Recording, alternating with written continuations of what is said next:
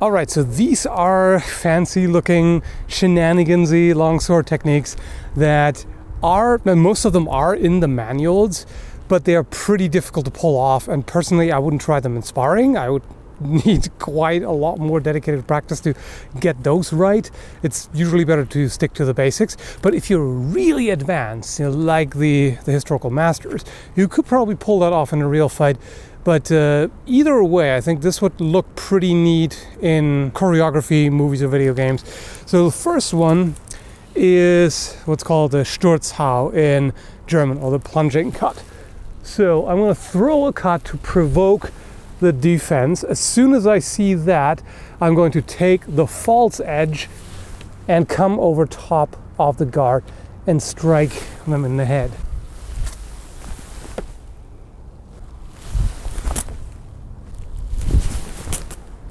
It's not going to be a terribly powerful cut. This is more the kind of thing that would be used in a duel to first blood. So you could produce a bleeding scalp cut and decide the duel that way.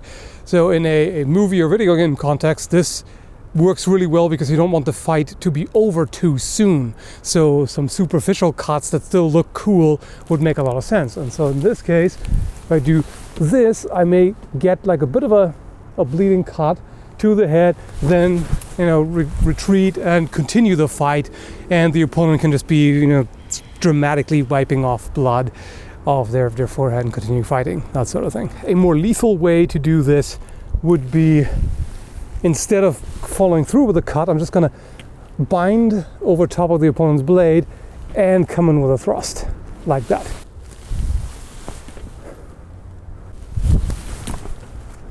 The next technique is called duplieren, or doubling. The way this works is, if we both come to a bind, let's say both of us cut, boom, this is an equal position. And normally, like if the opponent pushes too far over to my right, I can easily go to the left side. But if this is completely even, I can still follow up on this by stepping diagonally to my right and cutting this way.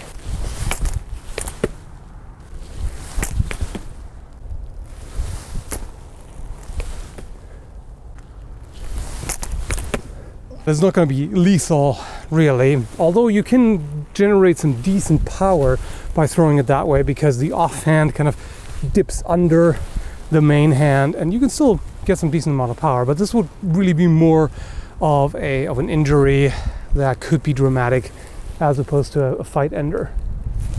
So, boom, and then this could also, I suppose, be a way to end the duel non-violently. So if we do this, and I just place the blade here, and I can be like, do you want to continue fighting? If I want to finish it off, I'll just slice. Now here's a really weird one that I would personally not attempt in sparring. This is really risky.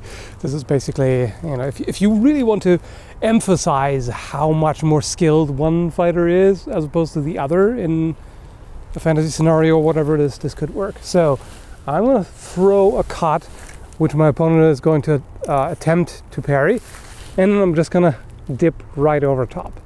The way this works is I actually release the main hand, wrap it over the guard, change the grip on the pommel to just kind of plunge it up like this and get right there.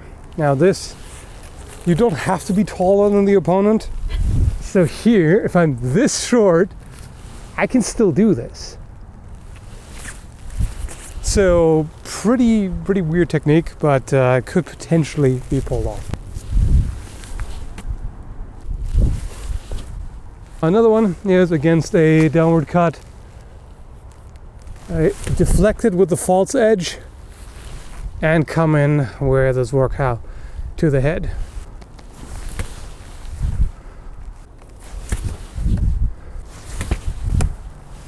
So false edge, deflection, and from here I really have a number of options.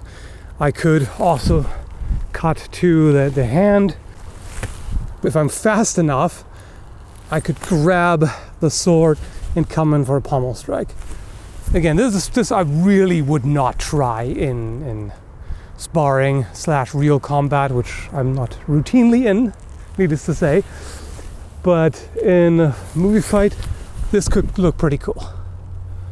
All right, we have no more light left, so that's about it. Thanks for watching. Hope you liked it. And thanks for all the help, Emily.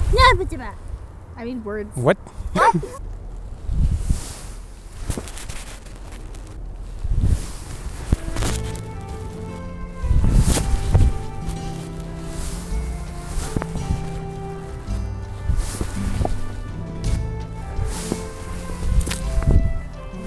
Cut, defend, boom. Okay.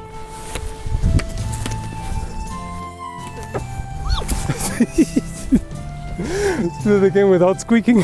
No! Easily amused, are we?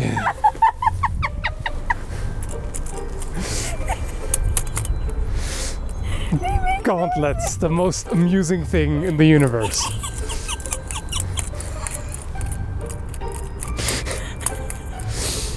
Why did I think it was a good idea to do this with you? Because it is? Yes, it is. Best idea ever. What Yes. are we doing again? Are you doing 30 Days of Skalmas? No, I think you should. really. Yeah. On the first day of Skalmas. I will murder stroke you.